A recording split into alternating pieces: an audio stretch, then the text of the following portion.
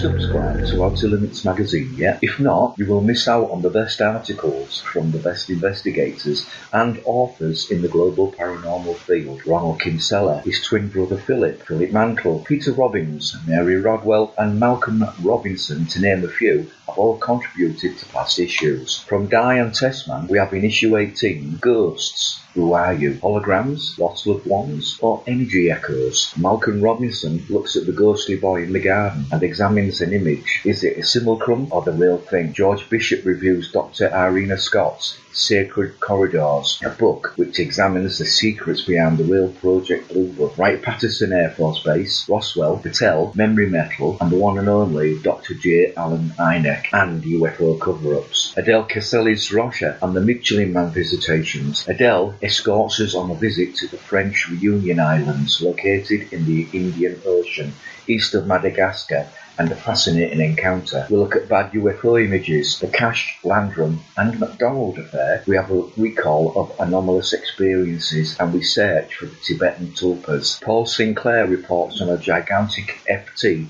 spotted over the English East Coast city of Kingston upon Hull over the Christmas period of 2019. Over the Christmas period of 2018, while Chris Evers examines UFO reports which as presented in the local newspaper, the Hull Daily Mail, and gives possible explanations for these sightings. All this and much more. To remain up to date, then you should really subscribe here. www.chris0597.wixsite.com/outer-limits-mag. To see and hear Paul Sinclair, the OLM Outer Limits Magazine 2018 award winner for consistently providing detailed evidence and information in his books and his investigations, then you really must book your 2019 conference tickets. This event has a strictly limited admission. Tickets must be bought to see what will become remembered as a one-of-a-kind classic conference. Calvin Parker shall never again travel to the UK to present his own story, a story which many believe is one of the last great classic UFO encounters. Malcolm Robinson will present a 1 hour and 30-minute presentation outlining all 11 different theories on the Decamont Woods Bob Taylor incident. Paul himself will present more fantastic details and evidence on the East Coast enigmas that still baffle and astound today. Philip Kinsella has experienced close encounters and will delve into his encounter. He will also examine the Greys and look at what could be their possible global agenda. Chris Evers, OLM editor and conference organiser as well as host, will discuss local reports and present a roundup of global UFO events 2018-2019. We shall talk to a European author and investigator who will talk to us about, well, you will need to come and find out, but it shall be relevant to the conference theme of the closest of encounters. We will also present the OLM Award for 2019 to a much respected individual. To find out who, then you really need to get your tickets as soon as possible. Get your tickets now while you still can. Go to chris0597.wixsite.com/outer-limits-mag. Be informed. Hello everybody once again, and welcome to another edition of Inside Outer Limits with myself, Chris Evers, the editor of Outer Limits magazine, and of course my co-host Philip Mantle, the founding father, as it were, of Flying Disc Press. Hello Phil, how are you? Good evening, Chris. Everything's hunky-dory here in sunny Pontefract. I hope it's the sunny Pontefract. Oh, yeah, it is absolutely. It's always sunny in Pontefract, even when it's raining. Well, we've got an interesting one today, Phil. I don't know if have you ever heard of this young man, Gary Jones? I have, yes, and I'm looking forward to a particular incident or encounter, call it what you will, that I know Gary's been involved investigating, and it's something I've tried to follow on and off. So I look forward to what's coming up with great anticipation. Great stuff. Let's introduce him then. Hello, Gary. Are you there?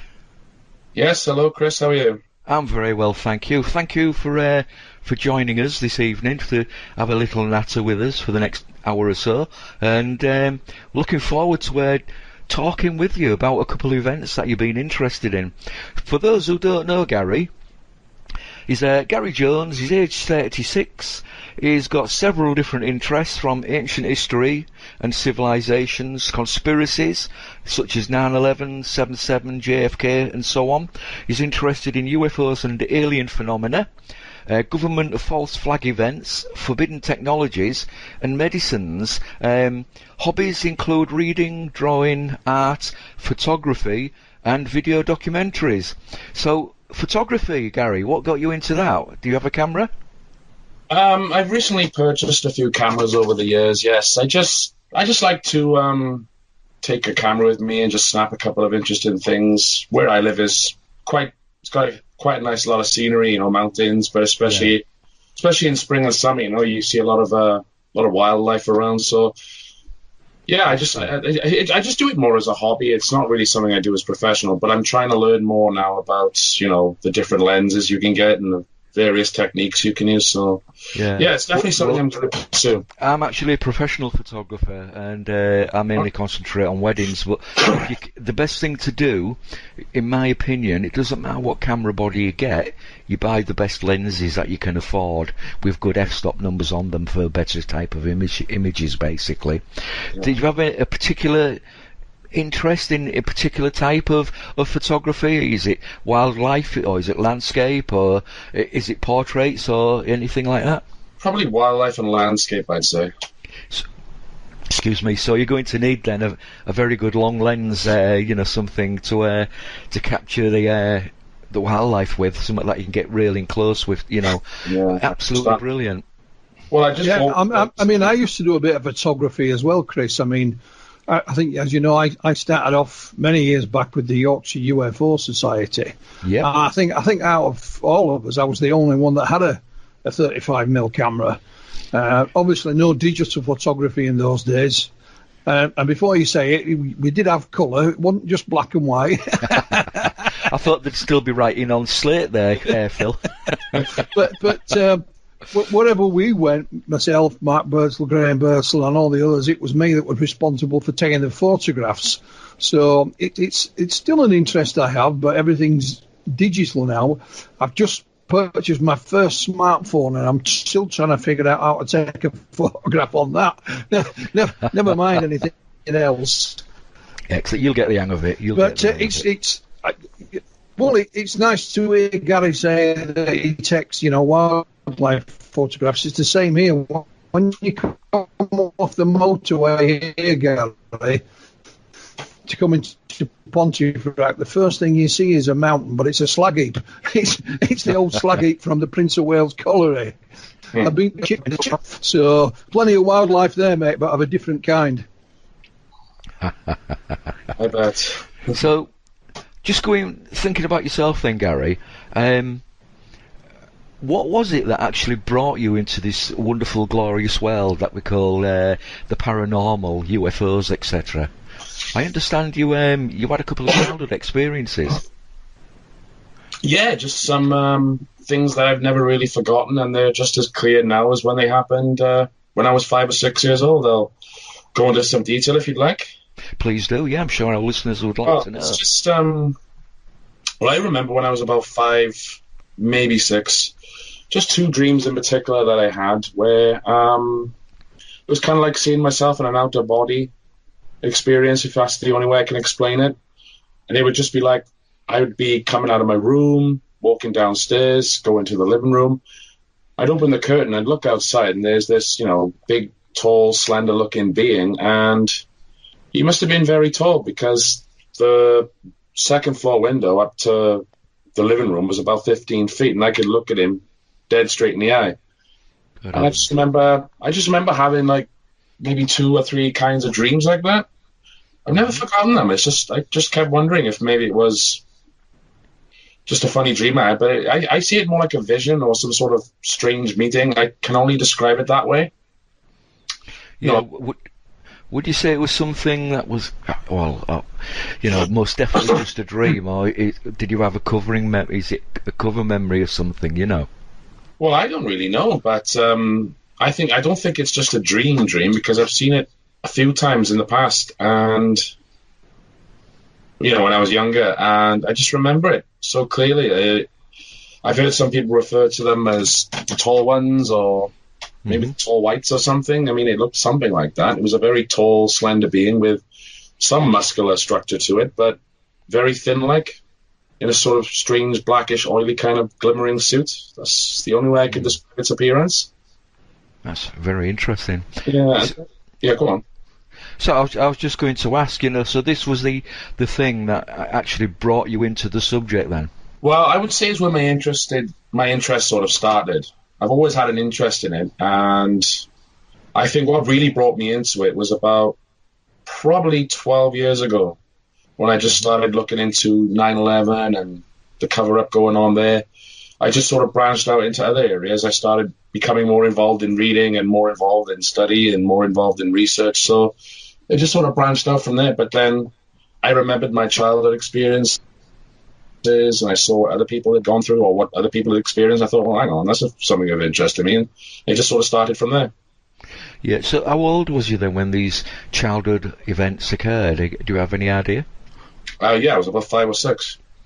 So there'd be no real reference material, no books read or anything, any documentary seen or anything like that. In the other one, if you want me to just go into it quickly, Of course, yeah, please. This other one I remember, which was I would say even stranger than the first one, was just imagining. I don't know if I was imagining it or it was forming itself in I can only call it a dream vision or some sort of like interaction from something.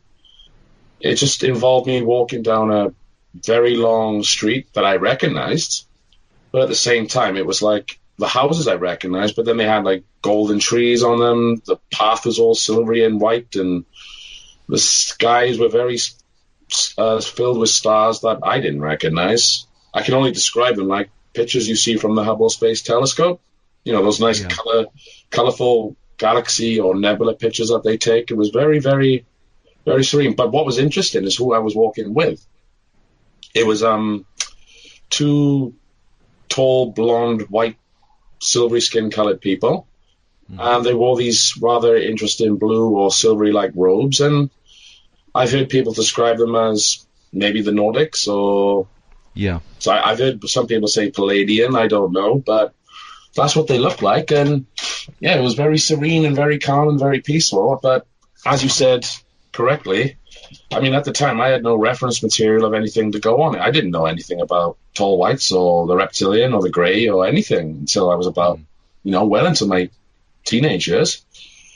Yeah. I didn't know the significance of it then. But, that's the things I reckon that's maybe what planted the seeds to get me involved. But I didn't really allow them to take fruition until about 12 years ago.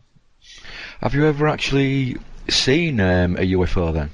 Yes, I've seen a couple actually, but two that I'm very convinced are real was when I was about 7, maybe going on 8, because my birthday's in the summer and it was just after the school holidays, so I would have been my late 7 years old or really just turned 8.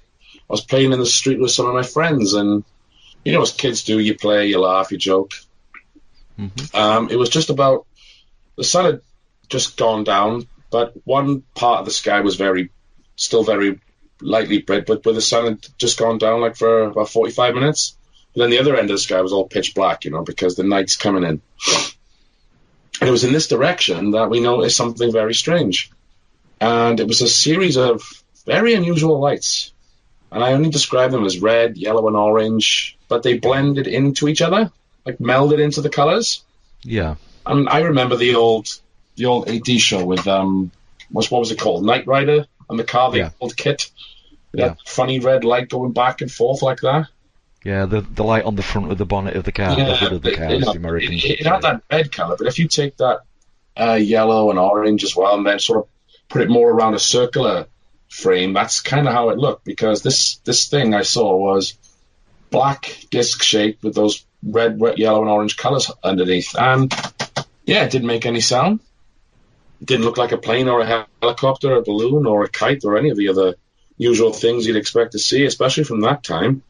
Yeah. And as fast, I saw it for about 2 or 3 minutes. A few of us were all looking at it, and I got a really good look at it. But as fast as you could like turn your head and look again, it was gone. I mean, it didn't come over us. It didn't go into the distance. It didn't go left or right. It was just like it was there. Then it was gone. It's like it just switched off its lights or something, or cloaked maybe, as some people would say. Yeah. It was gone. Any wings or anything like that on it? I didn't see any wings on it. No, it's just a disc. Very interesting. Absolutely. So, very, very. What year would this be about, roughly? About 89. About 1989. So, obviously, Yeah, then not at that time. directly sure, but I know it was it's either 89 or I would say more 89. Yeah, 1980. Yeah. So there'd be nothing in the sky then, no drones or anything like that, and an aircraft usually have their wings on them, don't they? Yeah, this wasn't a drone or toy, someone's toy floating in the air or hovering. We've had planes and helicopters coming over us all the time, and we know what they sound like because it's a constant thing. If anything, it's kids like to look at helicopters passing over or planes passing over. But I mean, if this thing was a plane or a helicopter, it would have to have found a way to hover rather silently without us noticing. Yeah. But anyway. Now, in our, somewhat brief introduction, we mentioned 9/11. What was it about 9/11 that attracted you to that actual event? Just the lies being told by Bush, really. I mean, I couldn't understand how his country didn't know how to defend itself. I mean, that was the first thing I always imagined. I couldn't understand how one of the most powerful country in the world could be taken off guard so lightly.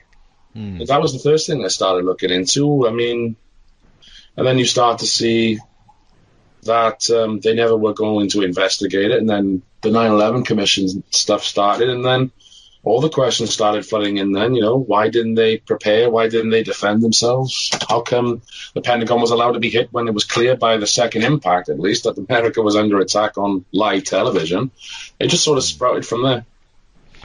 Yeah, I will admit that, I really don't know a lot about the 9/11 incident myself. I've seen some of the information that is going around on YouTube with aircraft wings being in places they shouldn't be, in front of the buildings, when the aircraft was at the back and all this kind of stuff. But, it isn't something I've really, really looked into in great depth, to be quite honest. So you're still convinced that it was a put-up job? Oh, definitely. I mean, all the evidence that I've seen and people who I've spoken to personally who've been doing really good research on it. I'll give you 2 examples. You probably know this one. It's Dr. Judy Woods, Where Did the Towers Go? Mm-hmm. You can see that, whatever's happening to those towers, they're turning into dust in midair. I mean, you've got huge chunks of steel just falling through the air. They're not even hitting the floor. They're just turning into powder in midair. They're just breaking apart atom by atom, it seems. And there's no mechanism that we know of. We know of now, but not at the time. No kind of jet fuel or explosion or anything is going to do that. So if you want to check out that particular work, I would recommend everyone do so. And there's a recent documentary that's been up for a couple of months now, actually. I believe it's called 9/11 Full Alchemy. Yeah. This one is by Wolf Clan Media. I think the owner of that is Chris Hampton. And it predominantly stars a person called Mark Conlon. Yeah. Those two, along with other researchers, have been putting together probably the best evidence that shows that whatever hit those buildings were not real physical planes. I know some people may laugh at that, but unfortunately, the evidence doesn't fit for a real live impact. It's more like some other exotic technology that they use to convince people that it was, but all I can say is just people go look at it. But, I mean, if a plane is hitting that building, real physical plane, it's going to smash against the side and fall down onto the street and leave rubble for everyone, debris for everyone to see. But that's not what we see. It just goes right in. The laws of physics are totally violated here. And all the other things that people have since figured out, the impossible speeds, for instance. Yeah. So, along with that, then, I mean, we mentioned ancient alien theories, more or less, ancient alien phenomena, ancient UFOs, if you want to put it that way, in our introduction.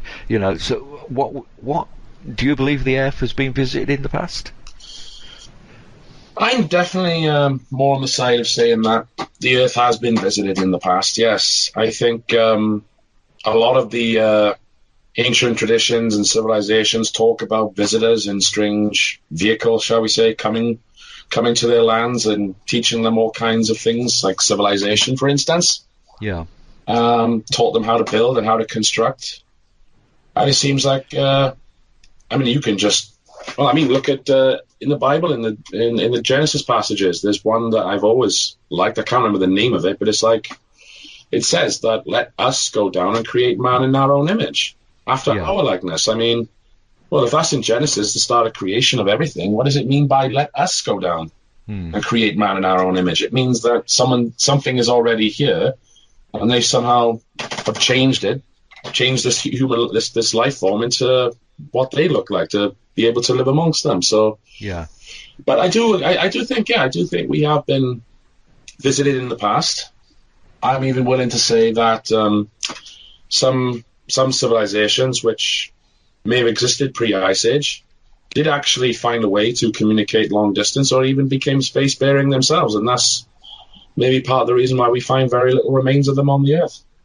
Yeah, because you look at some of the amazing structures around the world, especially the pyramids. No one knows how they were built.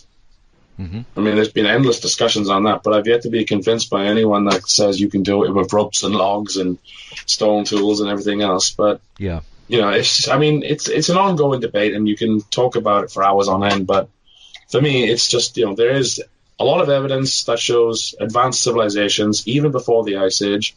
If you've ever followed the work of Graham Hancock or Robert Bauval or John Anthony West or people along them lines, you learn a lot. Absolutely. I don't. Go on, sorry, go ahead. All right, mate. I don't know if you know aware, but I met von Daniken a number of years back in Vienna.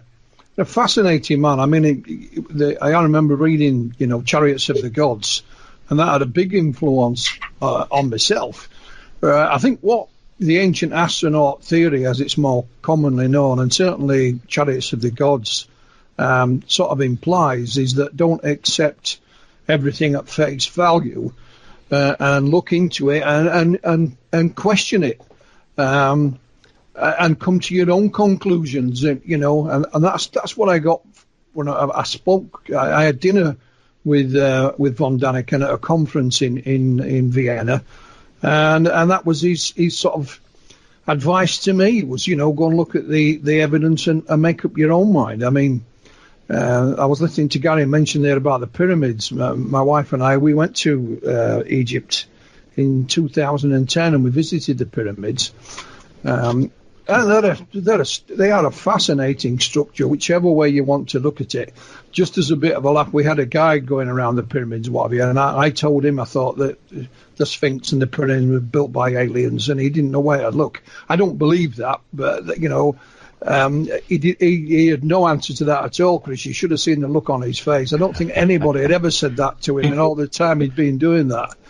But you just like to be controversial, Phil, don't you? Well, there's another thing. There's Queen Hatshepsut. Probably haven't pronounced that correct. Well, all the pharaohs were male, and she was the only female pharaoh. And she wore the false beard, and she used to strap down her breasts to keep them flat. And the way he said to me, do you know how she, convinced them that she could be pharaoh? I said, well, and no, I made some bad comment, and then he nearly fell over. But it's because she convinced the powers that be at that time that she'd been a man in a previous life. Mm-hmm. So they then allowed her to be pharaoh. But it is fascinating. Have you ever been to the pyramids, Gary? No, it's definitely something I'd want to do. I've watched John Anthony West give tours on this, and fortunately he's no longer with us. But I would love to have taken a tour with him. Yeah, one of the intriguing things above all is the Sphinx, because the Sphinx is carved out of the bedrock. It's not assembled from elsewhere. No. But in the Sphinx enclosure, you see weathering on the sides of it. Yeah, I've seen that. Yeah, and that weathering is caused by water. But there hasn't been those sufficient quantities of water in that region somewhere we're around about 12,500 years BC. Yeah, I know. So that's long before the Sphinx was supposedly built, and certainly long before the pyramids were supposed to be built. What intrigues me more than anything, Gary, about the pyramids is when you go inside. We didn't go inside. We were advised not to. It's pretty boring, to be honest. Is it? Yeah, there's no decoration. I mean, but if you go to the Valley of Kings, for example, which we did, and you go into one of the tombs there, they are all fabulously decorated. So here you have the biggest structure ever built on Earth. I think the pyramid was still the tallest structure right up until something like the Eiffel Tower was built, or something like that. Yeah. And I think it may still have the record of being the heaviest building in the world. But but there is no paintings in it. There's no decorations. And it just puzzles me why that is. It's supposed to be. Well, I don't know. They just argue of whose tomb it is as well, don't they? That's the thing, isn't it? I mean, they go to all this trouble to build it for supposedly a guy who was a megalomaniac who wanted his name remembered for all time. Here's a structure that's lasted, for thousands of years, and there's no inscription on the front door. I mean, you can find it somewhere at the top of the pyramid, the Great Pyramid, Khufu, but it's hidden in a corner somewhere. No, that's what they say it's for, isn't it? Khufu, the first. Yeah, and the only statue, and it's not even a statue of Khufu, the pharaoh, is a small statue about 6 inches high in the museum. All the pharaohs were known, once they took over from the last guy, was get rid of them and we'll have my own statues. But it is an intriguing building. I mean, they still argue about if it was built by man, whether they used one long ramp or was it something that went around the sides. No, I don't believe that at all. But the point is, Gary, they don't know. No, they don't. The best archaeologists in the world cannot say definitively this is how the pyramids were built. They went from A to B to C to finished. They can't do that. And it is a mind-boggling structure when you see it. And, of course, when you see it today, it's right on the edge of Giza, the town of Giza. Well, Giza is just part of Cairo, of course. And it is very peculiar when you're driving past these buildings and you look through the gaps in between them, and you can see the pyramids. Because all the shows on TV usually tend to get away from that and just show you the pyramids and beyond. And, of course, beyond is the desert. But you're only a short walk from modern-day society now. But if you ever get the chance, Gary, I would certainly take it. Be careful, because it's still a bit dangerous there, I believe. But that's fascinating stuff. That's yeah. Well, I was just going to say, when you're on about the Sphinx, just to get it out there quick, is Robert Bouval. I just finished reading his. I finished reading his book a couple of months back. It was very interesting read. It was The Mysteries of Orion, I think it was called. Mm-hmm. The alignment of the stars and everything. And he looks at when the constellation Leo rose with the sun in the east, where the Sphinx is facing. And he follows the timeline back in it, that, the timeline you mentioned, 10 or 12,000 BC. Mm-hmm. That was the time when, the constellation Leo rose in the east with the sun. On the solstice, I believe. Mm-hmm. The summer solstice. But the interesting thing is, you can go back through the, you can go, what do they call it now? Precession of the equinoxes, there? Yeah. Yep. Yeah, so that would 26,000 years, I imagine, yeah.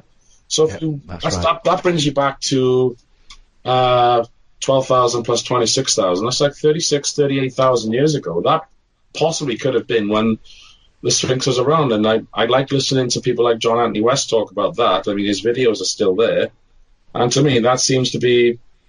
It's a very far-reached idea, but I'm more willing to listen to that than these buildings being only like 4,000, 5,000 years old. Yeah, I mean, John Anthony West and others, were not the traditional archaeologists, are they? That's what I like. They're the mavericks. I mean, the same happened in paleontology. I remember a chap, I can't remember his name, but he was a big guy with a big beard, and he was an amateur dinosaur hunter. He'd no, training, he didn't go to university to study it. and he was talking many years ago about the dinosaurs being related to birds, and they laughed. They laughed at him. Of course, then they found a fossil called, I think it's called Archaeopteryx, which is basically a small dinosaur. Guess what it had on it? Feathers. They're not feathers in the conventional sense that we recognise them, but they are related. And of course, it's the same with astronomy. A lot of the early astronomy was all done by amateurs, And have you ever been to the pyramids, Chris? You ever been out that way? No, I've not. No, the furthest I've gone anywhere is Spain or the Canary Islands, to be quite honest, and parts of Germany. But that's about it, really. I mean, it is a mind-boggling sight. I've got a couple of photographs I took when we were there above my fireplace, and it is a mind-boggling sight even today. It really is.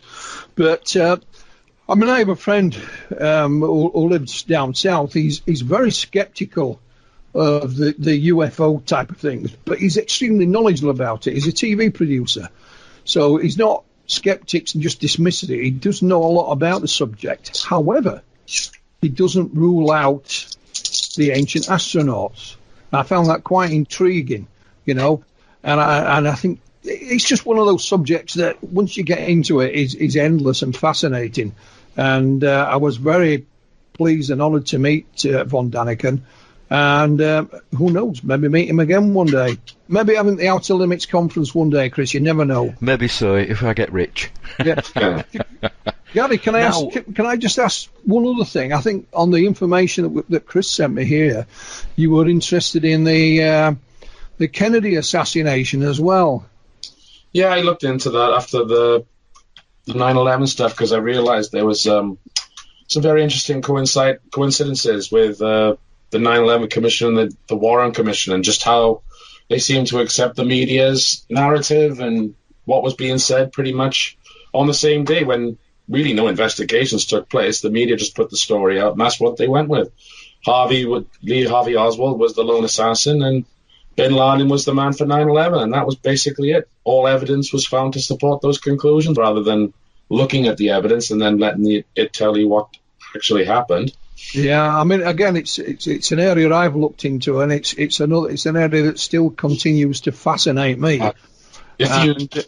I just want to say, a lot of people focus on who the shooters were, or who may have benefited, and those are all fascinating subjects, but I mean, if anybody's never looked into it, the only things you need to look at is the position Lee Harvey Oswald was in, what actually happened to Kennedy and Connolly in the vehicle they were traveling, and you can study the Zapruder film. You can see clearly that man's head, Kennedy's head, on that final headshot, it just violently shoots him back. I mean, I've never seen anyone explain to me how a person shot from behind, from a right to left trajectory, can have his head fly back like that.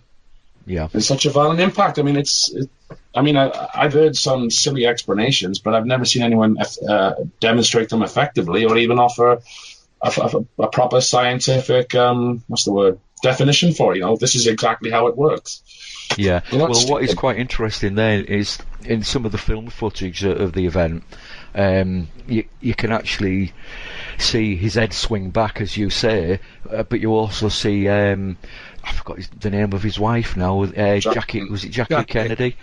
Jacqueline Kennedy, whatever her name was. She actually jumps out the back of the car that they're travelling in and climbs onto the boot area of the car to pick the rear of his skull up. Try and put it on the back of his head, I think she was trying to do. So clearly he was shot from the front.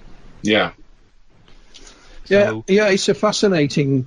If you ever wanted to pick a conspiracy theory to get your teeth into, I think the JFK one is there. I mean, again, I met one of the most prolific writers and researchers, who I think was the late Jim Mars. Jim's Mars book, Crossfire, was used by Oliver Stone as part of the JFK movie.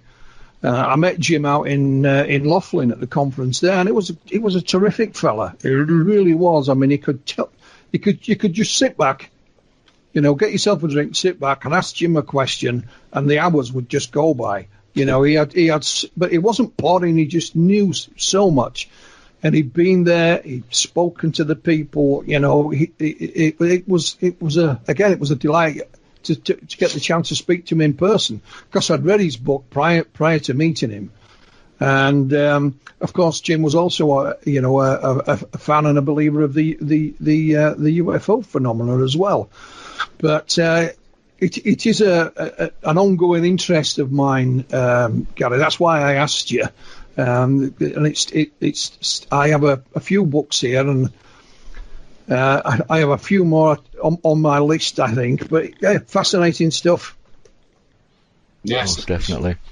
So, I do know from some of the information that you've sent us, Gary, that you've had an interest in the moon landings and what the NASA and the military and government, in fact, the American government, no doubt, is hiding in terms of the UFO and alien phenomena. What's your opinion of the moon landings? Well, I mean, a lot of people like to discuss the idea whether or not we went with the technology they said they had, the lunar module and the computers on board and the Saturn V rocket and everything else. I'm not convinced they did it that way. I think they were going to the moon anyway in some other capacity, because I think they may have had a lot of secret technologies from as early as the days when they discovered whatever it was that crashed at Roswell. Yeah. Now, when it comes to the moon landings in the official capacity, the problem I have is, one, the Van Allen belts and the radiation that goes with that. But even if that's not enough to convince you there's something wrong, then it's just the photographs, the photographs that NASA put out for everyone to see. I mean, they were supposed to have landed on the moon with their booster rockets firing underneath, to slow their descent.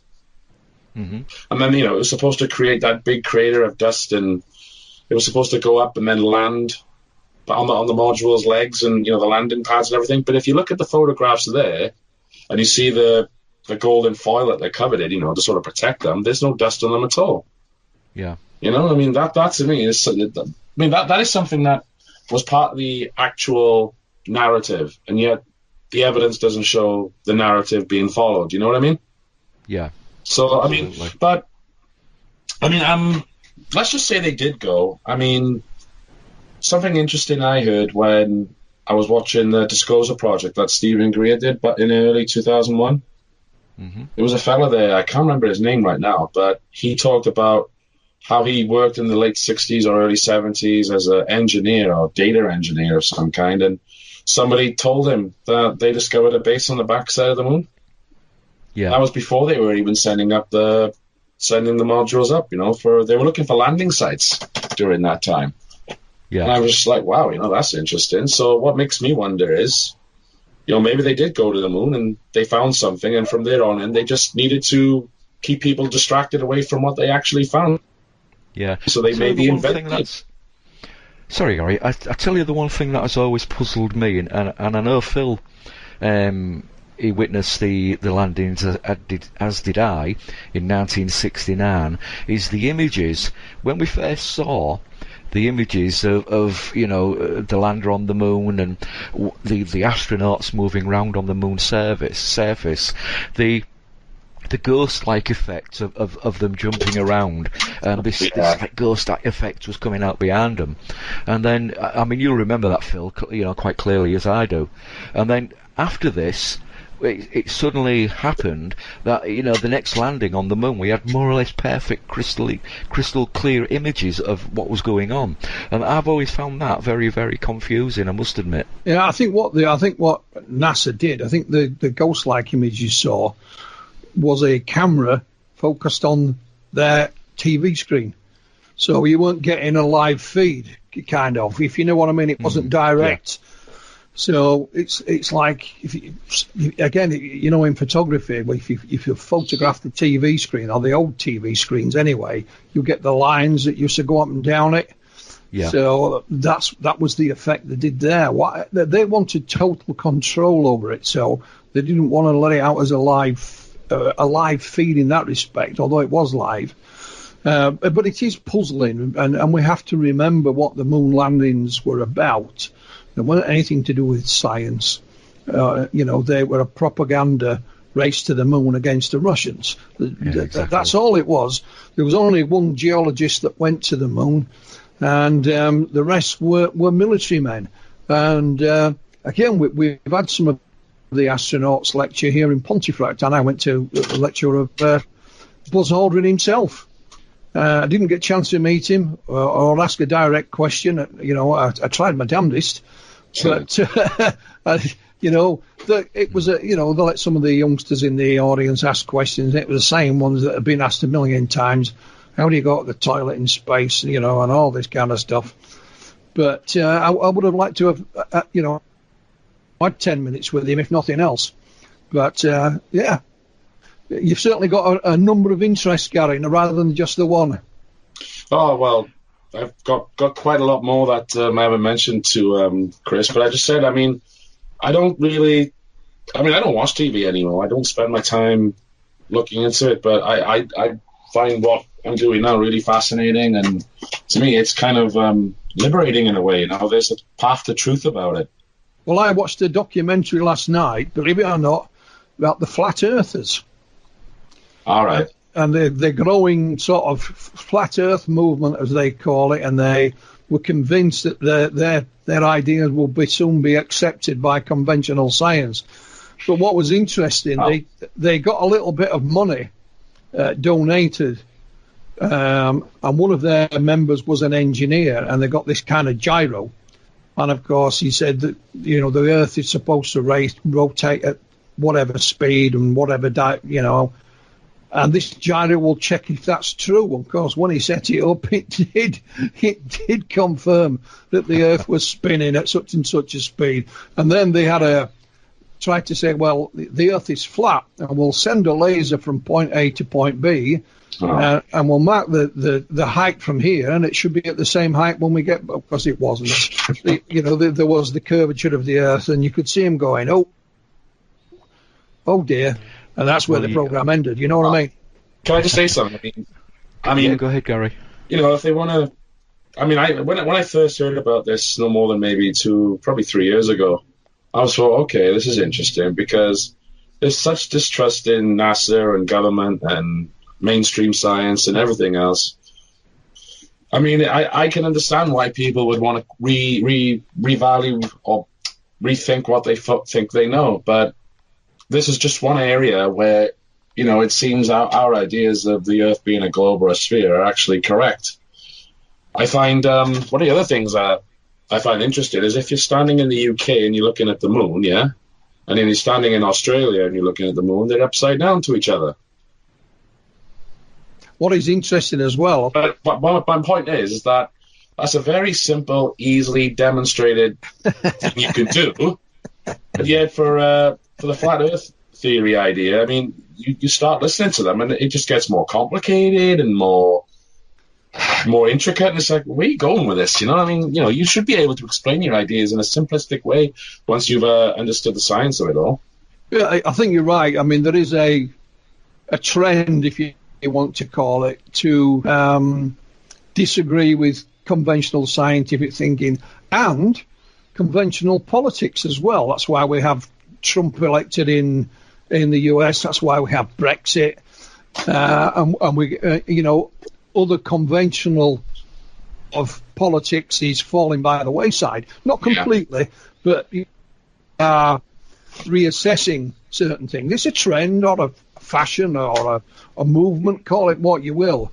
How long it will last remains to be seen. But it was certainly interesting because they said, we'll have to redo this experiment because, think, well, it's not going to change, They were trying. They were trying to figure out a way of doing the experiment to fit their theory. That seems to be what they're doing. Yeah, they're always just trying to find a way to fudge it the way they wanted to fit their ideas. But if the facts don't fit the theory, then you got to change the theory. You can't change the facts, can you? Oh, well, they do. Because I did see, I'm actually, not making fun of people quite recently. Theory, but come on, at some point you got to realize that game's up. Yes. Well, I was just going to point out to you both, I did see a theory, which is actually, I believe it was in the Daily Mail online, in that the flat Earth believers have actually got all their information from YouTube, and it's that is actually pushing the belief in a flat Earth.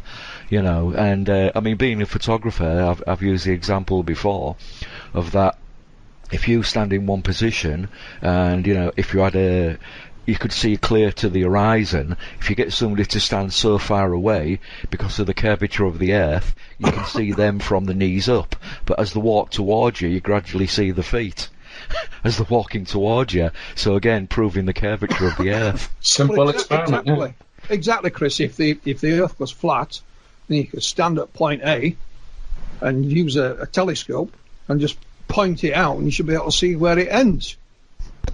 You know, exactly. But it was funny. I mean, you know, I mean, what was interesting. There was a number of conventional scientists who obviously disagreed with them, but then kind of said, "Well, we understand why they think like they do, and they're not nuts. They're not crazy. You know, they're intelligent people. You know, and it says it's for us to engage with them. Maybe we haven't just engaged with them. We've been too elite." You know, as scientists, we know everything's correct, and we're so clever. So they, you know, even they made excuses for them, but didn't agree. But it was fascinating. My wife just looked at it and shook her head, you know, which is what she does with me anyway, Chris. Does she know your royalty, Phil? She does, but she's got to get this right, you know. You know, I still get her to try and get her to bow in my presence, but she's not having it.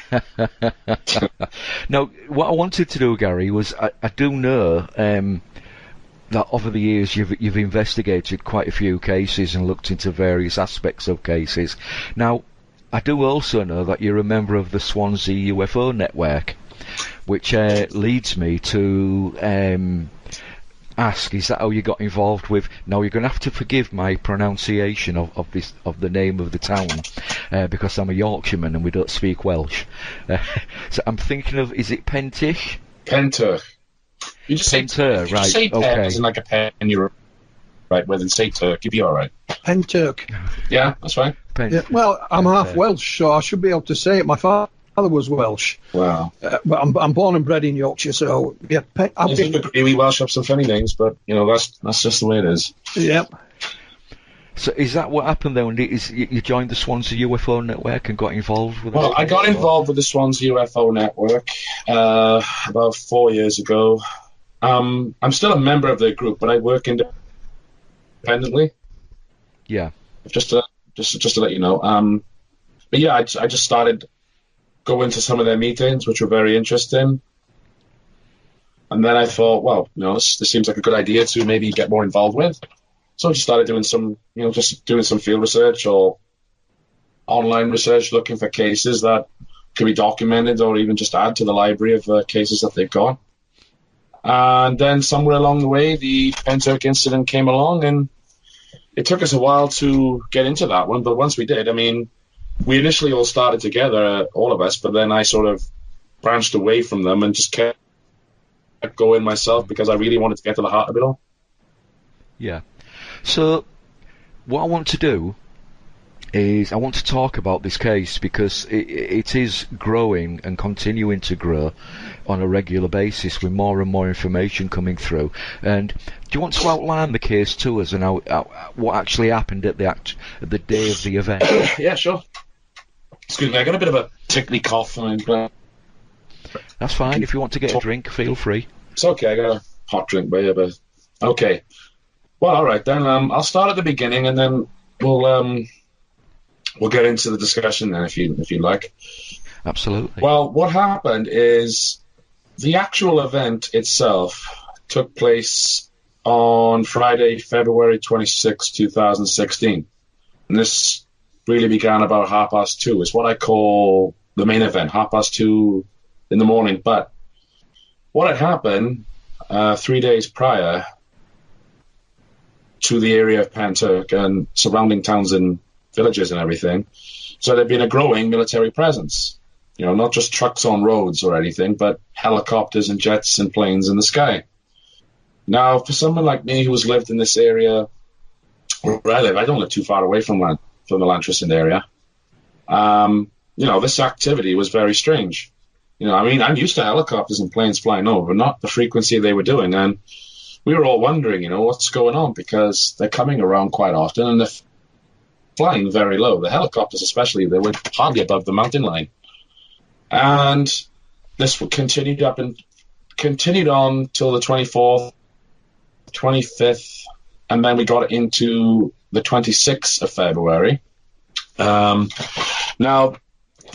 one of the primary witnesses, Kaz Clark, she'd been with her neighbours and friends doing a skywatch on the Thursday night, because during the days that was leading up to it where it happened, she and her neighbours had been noticing that a series of planes, 2 planes as a matter of fact, were flying around in a circle, not leaving the skies of Penturk alone for a moment. One plane would come and do circles, another plane would come along and do figure of eights. And they'd contacted the MOD, see if they could get the as to why this plane was flying day and night, or why the 2 planes were flying. Eventually, they got no answer, so it can't be anything to do with an emergency. They said it must be something... Dogs. They said it must be something to do with... it must be something to do with the military, like they're waiting for something. Now, where this becomes interesting is that Kaz and her friends, like I said, had waited all night. They were doing a skywatch to see if anything interesting would occur. It got into Friday, and they were getting a bit tired and a little bit fed up with it all. So they decided that they were going to get ready to go in, and then all of a sudden, an E3 Sentry plane showed up. Now, Kaz will tell you at the time she didn't know what an E3 Sentry was. She wasn't a plane spotter, but her neighbor, Dave, who's the other witness, who hasn't gone public yet, Dave is an alias. What it is that he recognized what it was. And what happened then is that during this 30 minutes, other planes started to show up. They all started to circle in this area of Penturk Fields. And I think it was about 2:30, suddenly, just there, it appeared. They were watching, and this red light just came down out of nowhere, like a veil in the sky. And immediately they were excited to see what they were looking at, and then they ran to the gates, where the gates where this field comes into, with the entrance to these fields. And when they got over there, they noticed that the red lights were becoming more. It would become 3 lights, then 6 lights, and then the entire object would light up like a big pyramid-shaped object, which Kaz has described as coming down in a pendulum motion. Like a anti-clockwise pendulum motion, if I'm correct. And it was enormous. I mean, these planes were circling around it like birds circling around something, on the ground. And what happened then is this green object shot out of it, which was like kind of like I can only describe as a decoy. It was looking around from one end of the field to the other, moving very quickly. And then what happened then is that 2 other planes came along. This green object managed to attract its attention by shining these beams of light at it. Like, come on, this way. But not before the main body, this large pyramid-shaped craft, which, they both describe as large and pyramid-shaped and full of red lights. The one witness, Dave, he saw multiple orbs, or these like barrel-shaped objects coming out of the body of the top of it, or near enough the top of it, and like 20 or so of these red and green objects were circling around, coming out of it. And what Kaz had seen, she was so fixated on the bottom of it, you couldn't see the top, according to her. It was that huge. If you're looking at the bottom, you can't see the top. And she said this thing had moved across the fields, and it got really close to the ground, and it let out this huge hand of lightning just in the corner, but it's like real bright orangey white hand of lightning, as if to like stop itself from touching the ground. I mean, this whole event was going on with the military already waiting above, military planes circling, and then all of a sudden she looked up to see these planes coming for the green object, which at this point was flashing at them to come, come over here, come over here. She looked back down, and this giant-shaped pyramid had gone. whether it blacked out its light, so it's gone back the way it came. But this green light, this green barrel object, if you will, had taken direction into the northwest, which is where Lantrisson is, near the Royal Glamorgan Hospital and Smailog Wood, which is where a lot of other things took place. Now, this wasn't the end of it. What happened next is something even more incredible to the case. The details of it are just so detailed and intricate. They were just watching, and then all of a sudden they saw something moving in the distance, and these two, that's how they described them, these two barrel-shaped objects. They were red. Dave was standing not too far away from Kaz, but Kaz was up on the gate itself trying to get a better look into the distance, what was going on. But then she looked around, and there they were. Those two red barrel-shaped objects were looking at them, taking an interest in them. And the one was right above Kaz. There's a tree to the right of the gate, and it was right above her. You could probably jump up and touch it if you wanted to. She didn't know what else to do. She just waved at it, as if to say hello. And then this barrel-shaped object went from red to green and just let out this really powerful light on her. And according to what Kaz has told me, they felt like they were being scanned. Like this thing was looking at them, scanning them, taking an interest in them. And then it just stopped. The two barrels went away. I think they turned they darkened down. One went over to the direction of St. Athens, and the other one went over in the other direction, which is near Garth Mountain. And then that's not the end of it either. Then just as things were, that's enough in itself, to really get anyone's adrenaline going or freak them out. But they saw some Apache helicopters started to move across the fields in the distance. And they were heading in the direction with this green object earlier, one that was acting like a decoy or doing reconnaissance, but in a playful kind of way. Yeah. These Apache helicopters had gone over. There were three of them, gone over to Lantrisson, and then it must have been about an hour, maybe an hour and a half later. But I know what the time was. It was about 4:21 p.m. Next thing you know, boom, just this almighty explosion coming not too far from Lantrisson Common outside the Royal Glamorgan Hospital. And this is 5 miles away from where Kaz and Dave live. And they said it was loud, really loud. I mean, it was just unbelievable sound. And what happened then is that through the research that we've done, I found out that an Apache gunship was forced to make an emergency landing at Cardiff Airport with smoke out of the cockpit. It landed at 4:34. And when Kaz and her neighbor Dave and her other friends, Donna and Steve, we call them, they decided that, they were going to get up in when the sun was up, they were still buzzing, Kaz and Dave, from the night's events. They were going to go and investigate the fields and go over to Smailog and see what was going on. And that's where they discovered, that Smailog Wood had indeed been shut down, cordoned off, not long after this explosion took place, and that something was removed from that area. Not long after, sometime during the early hours, it's maybe 6 or 7, I believe, anyway. But they started their own investigations, and then when they got to Smailog Woods, how they found where to go in the Smailog Woods is that they went on Lantrisson Common, and they found that the military had been working over the Lantrisson Common area all night, stacking up all the metal, all the scrap metal that was actually on the common ground itself. It'd been there for years. Mm-hmm. No one wanted to clear it. The council didn't want anything to do with it. But then suddenly this exercise comes along, and it's vitally important for them to collect all this metal. Work that out. But Kaz and her friend Steve, they went over to Smailog Woods. I don't know if it was on the same day or maybe the next day. They found this trail, into an area that we call the impact site, because there was broken trees and branches and the treetops like 15, 20 feet above. And then they finally get into an area, 5 or 6 large trees, smashed it, 4 to 5, 6, 7 feet up. And it looks like something large went in there and broke those trees. And it would take some force to break those trees. Mm. Now, just to add a little more to this, in the days and weeks that followed, a lot of they collected on their phones, like on their WhatsApp, their computers, their emails.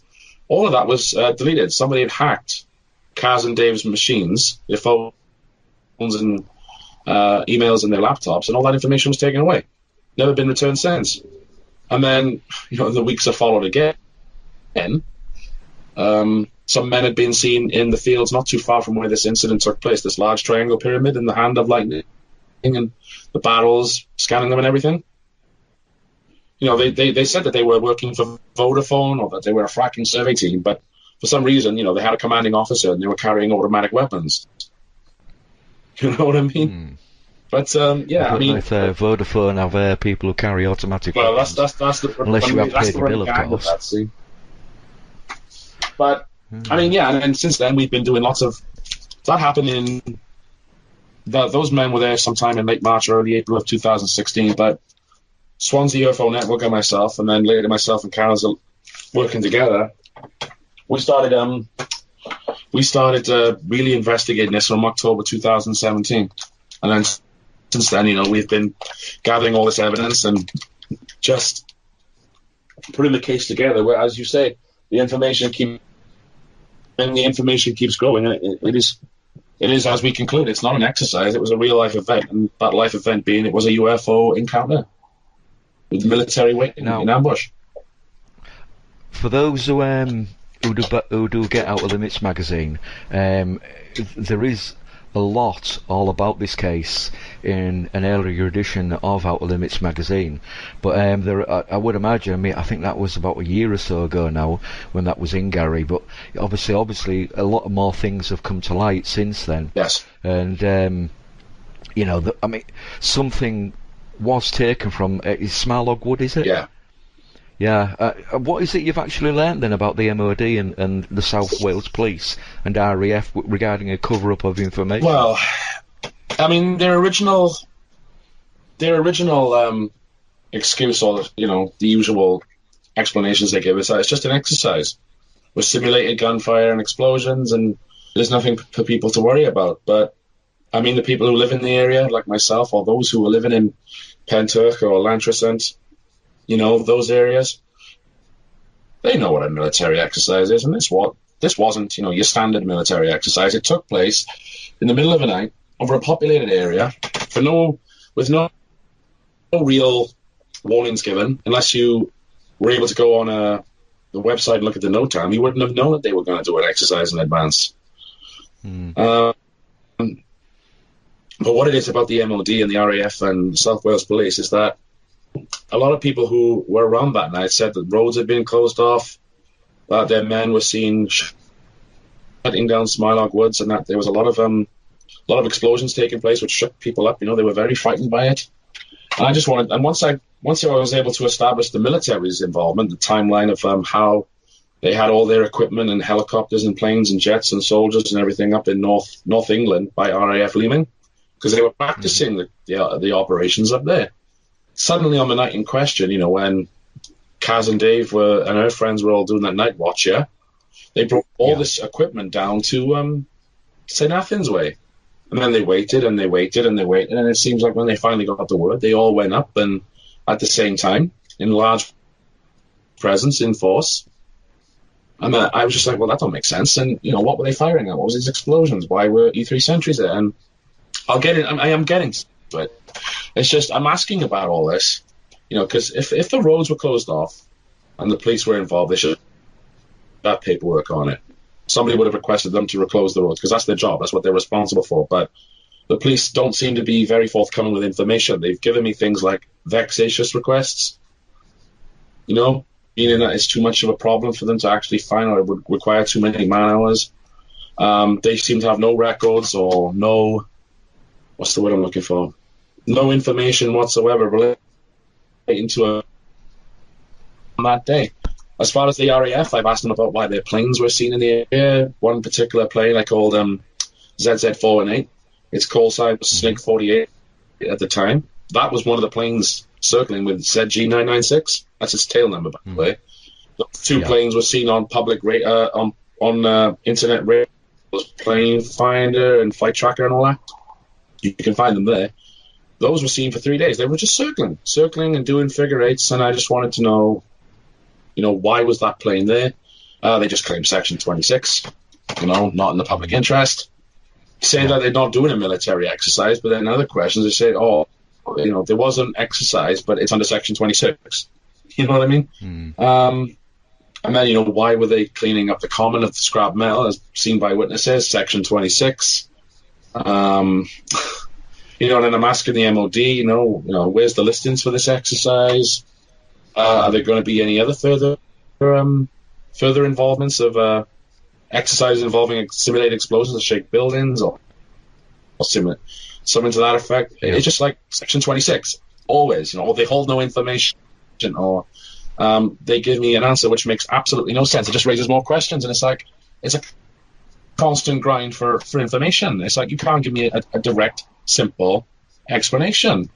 And, all information that would have been available at the time somehow has been deleted or removed. So to me, they're hiding something. And when you look at, what Kaz Clark has said to the public and what Dave told me in private and what I found through the investigations, field research, it's clear to me that something incredible has taken place here. And that has to be the arrival and awaiting presence of a large triangular pyramid-shaped UFO, which came through this world in an interdimensional way. It was an interdimensional craft. Now, we say. Correct me if I'm wrong, but I believe, and Phil, you can correct me as well if I'm wrong. I'll let you do that, sir. Okay. I believe that the MOD does have to notify local authorities when something like this is actually going to happen as a local exercise. Am I right? Absolutely. Certainly when it's in, over public land. I don't know how long the warning is, that they have to give of an exercise taking place, but they certainly have to give one. It doesn't come under any Article 26 as far as I'm concerned, because they have to notify you in the first instance. Yeah. So all you would be asking, it's like,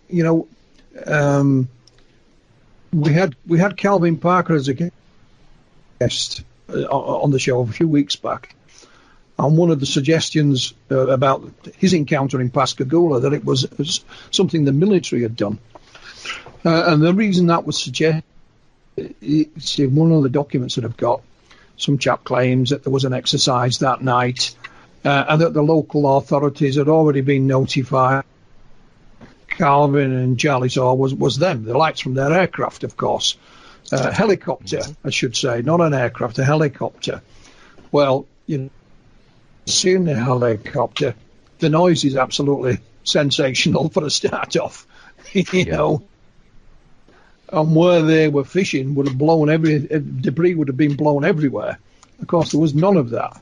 But then they don't explain why, if you saw a helicopter, you would both have this strange experience. I mean, but the point being, they claimed that they'd notified the local authorities, and when that was checked, there was no notification, and there was no exercise in the area. So all you would be asking of the MOD or the RAF is, can we just have a copy of what you sent to the civil authorities to confirm that was taking place? Well, can I answer that?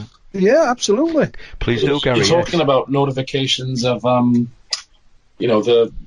just sending out notifications of an exercise oncoming. It seems there's two exercises that took place in this area in that year. One was on the 28th of June 2016. Notifications everywhere, and people being told what to expect.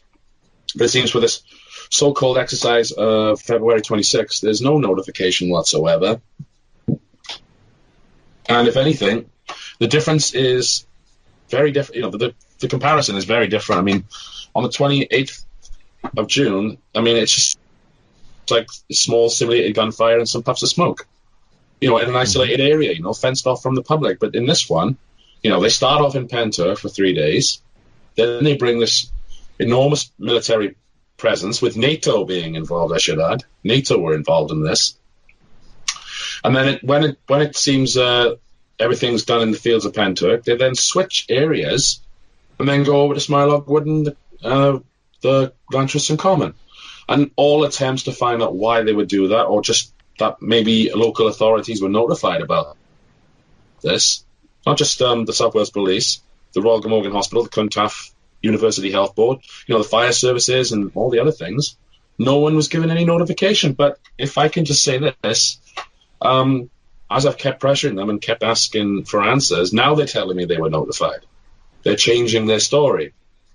It's like, oh, now you have this information. Can I have it, please? Oh, we don't hold any records on it, but we were notified through an email or something. And it's like, well, where's the email, I mean, is this how it works? I mean, they're changing their story all the time. That, to me, is an evidence of a cover-up. I mean, if you don't pressure them for questions or don't want to ask for, you can accept their, explanation, and that's it. The world just moves on. But, I'm one of those people that, if I don't see sense in it, then I want answers, for it to make sense. Okay, one thing I'd like to ask, Gary. I mean, you've talked about the Kaz and the other gentleman. Were any other sort of secondary witnesses to something similar nearby, or Well, this is what we call a potential third witness, just to this incident. Actually, there's a website called South Wales Awakening, and about a week after this event had taken place, now I'm going to tell you the story. It happened on the 26th of February, and then on the 28th of February, there was a conference, a presentation night by Rich Planet, Richard D. Hall. Yeah. And towards the end, there was a Q&A session, and Kaz Clark got the microphone, told the room what she saw that night. Everybody knew that 2 days ago there was some strange military activity, but no one could figure out why. And then she just said in a very frantic but very composed way that what happened that night was, a UFO incident that the military were waiting for, and everyone just turned towards her and was like, what? The whole room was electrified by that point. I mean, it was a very exciting thing to hear. And it'd be quite a brave thing to do. Yeah, as well. I give her credit in the world for doing what she's doing. I think she's probably one of the bravest people I've ever met. I mean, to not just say it, but to go public with it. And one day I'll let her tell you the full story to that. But what it is that then 2 days, that information was then put on the South Wales Awakening website, yeah? That it had been mentioned that this is what happened and that somebody had said about it, and the roads and hospitals, the roads being closed, hospitals shaking, loud explosions, and blah, blah, blah. But this person calling themselves Mike Henry made a comment on this post, and it's amazingly detailed comment. I don't believe this person's name is Mike Henry. It's probably an alias for he or she. But here they describe in detail what they saw. They were walking their dog on Tinnacoid Road, which is adjacent to it, parallel to the fields. And he noticed, or she noticed, that there was a plane circling, and there were like 5 or 6 planes circling at this point. And just at that point, then they noticed some strobing or pulsing red light, which became more red lights, which then became a large, like triangular-shaped craft of some kind with more lights dancing around it, like orbs or pulsing red and green lights. It mentioned the green object that was acting like the recon above with the planes and helicopters circling around. Mm-hmm.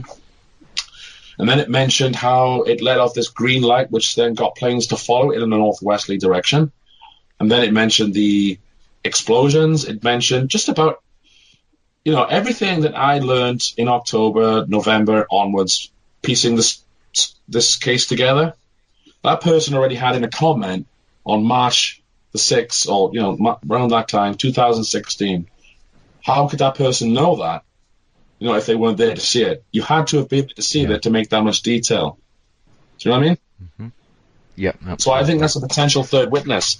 But, I mean, I don't know if this person will ever come forward. It sounds like they don't want to, and they never will. I know that there was someone else who was making comments on the website. I think it was called Wave 101. I can't remember off the top of my head, but they said, and get this, that they saw some green object around the Lantriston area, right, where this thing would have gone, and it was being chased by a military helicopter, and then this military helicopter opened fire on it. That was the comment. Now, I haven't been able to confirm that 100%, but it definitely fits the timeline I've been able to establish with all the events and witnesses I've spoken to. It definitely seems that they shot at something, and it leads me to believe it's this green object that they shot at, which was the cause of these loud explosions and things crashing through the trees in Smilock Woods. So, there's other things like that, which I would really like to piece together one day. Yeah. So, what is the current state of the investigation then? What you're planning to do? Well, this week I'm getting ready to, tomorrow in fact, but by then, I don't think, it's tomorrow in fact at in Penturk at the Lewis Arms, me and Kaz are doing a presentation night, updated, the updates. Because tomorrow is 3 years since it's the third anniversary of it. That's why it's been done on that day. And the people of that very nice pub have been kind enough to lend us one of their rooms. So we will be presenting a lot of updated information, mostly to do with the RAF and the South Wales Police MOD responses, how it ties in very nicely with all the other stuff that we've been able to put together. And of course, there'll be some videos to show. And I know Ben Emlyn is coming down. He's coming to see. He's going to be saying some things as well. So it's going to be a good night. It'll just help us solidify the case a lot more. That there has been a cover up, of evidence. Let's hope that one of these, possibly the third or maybe even a fourth witness, actually turns up tomorrow night and joins, sits in the audience, listens to what you have to say, and then brings themselves forward so you can actually look at their aspect. Put them on camera or take pictures. I mean, but if they want to give something down, written statement or something, at least I can meet the person who made that comment. But I mean, there's other things as well. And when you talk about witnesses, they didn't witness the actual event, but they were witnesses to other things as well. Like, for instance, when the sun came up on the 26th of February 2016, Kaz and her friends, neighbours, all went over to the field where that hand of lightning area had happened.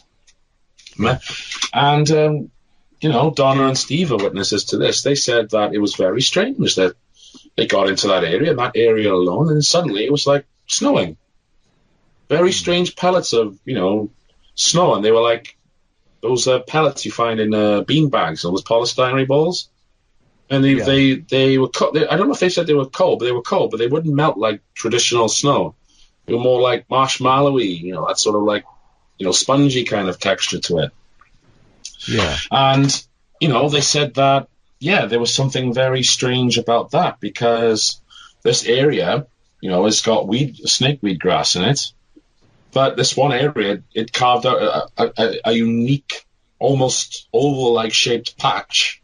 It's more circular, but it's oval-shaped kind of, where, it's the grass is only now just started to grow back, but it was like everything else is covered in the snakeweed grass. And this one area where this hand of lightning came down, it shows that, some high intense energy of some kind had affected this area. Now, they also went up to Smilock Wood, and they found that impact site. And interestingly, Steve brought his camera, and he was able to videotape this rather strange snow. And it was coming down like a blizzard, in this one area, nowhere else, just in that one area. So you've got two areas where the strange snow, weather-like conditions are taking place, and in two areas where the military have been very active, and this unusual object has been very active as well. So that in itself, again, is just, to me, more evidence that something very unusual has taken place here. Yeah.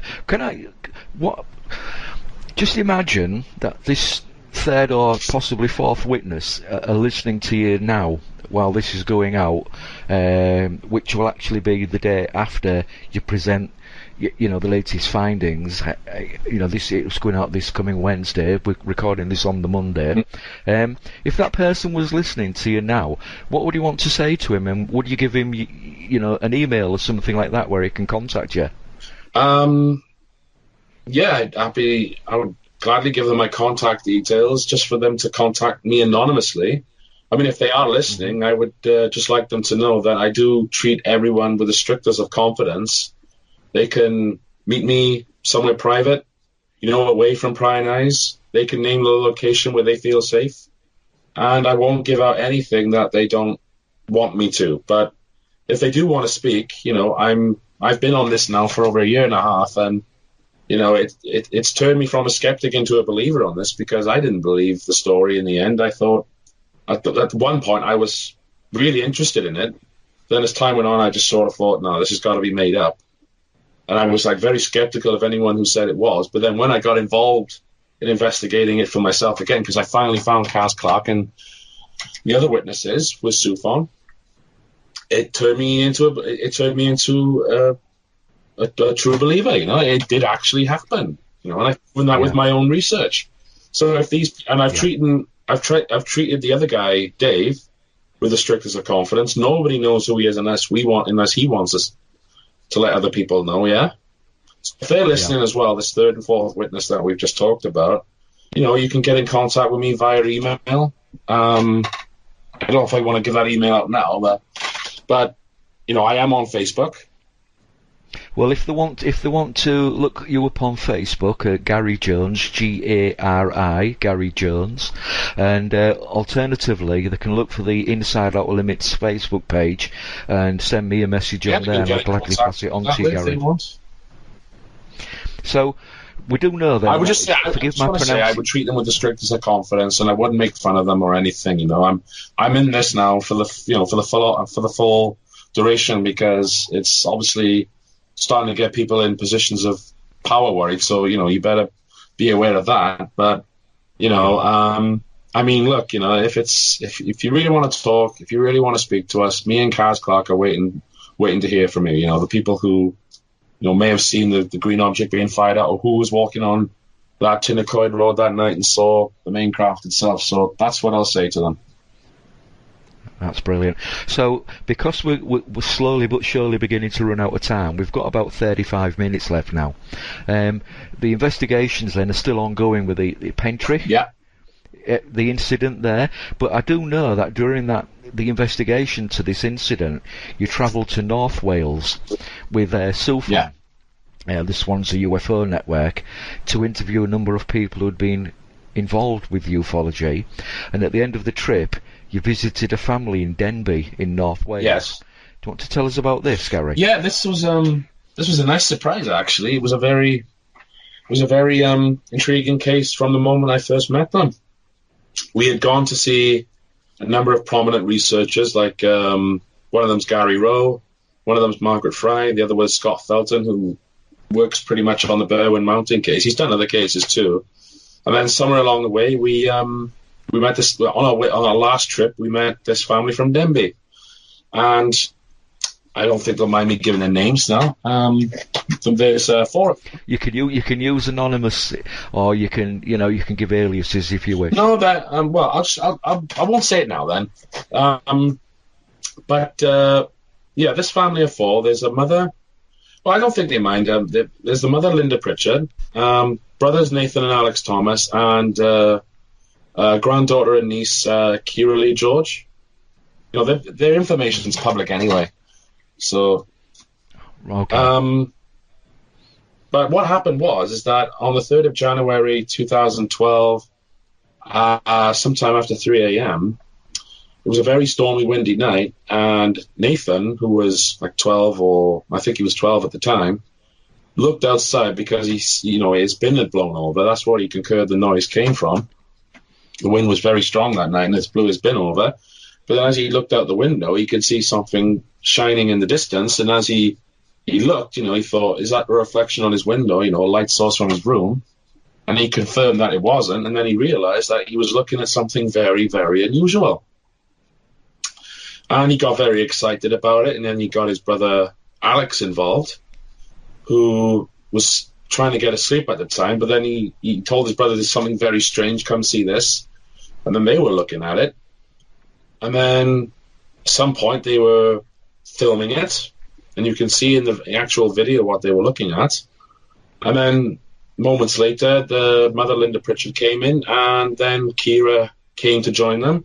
And the four of them, for about 12 minutes, and they've recorded about 9 minutes of footage, this very strange, unusual, flashing set of lights, which moves in a circular pattern, flashing on and off what appears to be a disc-shaped object. You don't actually see the object itself, but you can tell by the lights that it has to be a disc sort of shaped object. These lights are flashing in a very unusual way. They don't seem to have beams coming off them.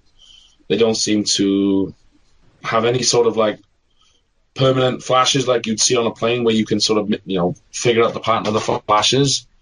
It's a very, very unusual thing to be looking at, and I've since been up to see them again. I said that I would look into this further because I really want to look into this, because you've got 4 witnesses and video evidence and location of sighting, all of which I've now looked at, and it's a very strong case. It is something of a UFO nature, an unidentified aerial phenomena, if you will. And yeah, I met the family the first time, and I said I would look into it, and now I've been able to interview them. The researcher who got involved with it at the time, Peter Glynn, and I've since done quite a lot of research, just trying to find out some other information to strengthen the case up a bit. And it's clear to me that whatever this thing is, it's not natural phenomena. It's not something man-made that was flying that night. It's not something that people would be doing.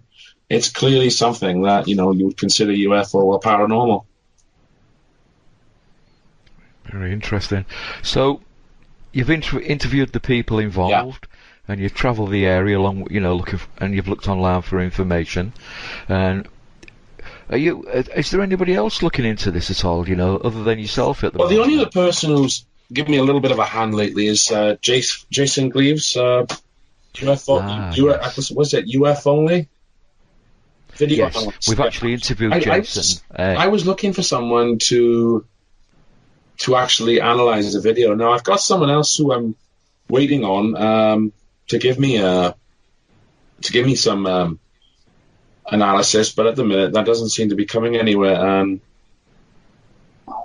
I've actually done some articles in UFO Truth magazine. Gary Hesseltine's publication. Yeah. He's actually taken an interest in it, but I'm currently waiting on a video analysis from his side of it, but I haven't had anything back yet.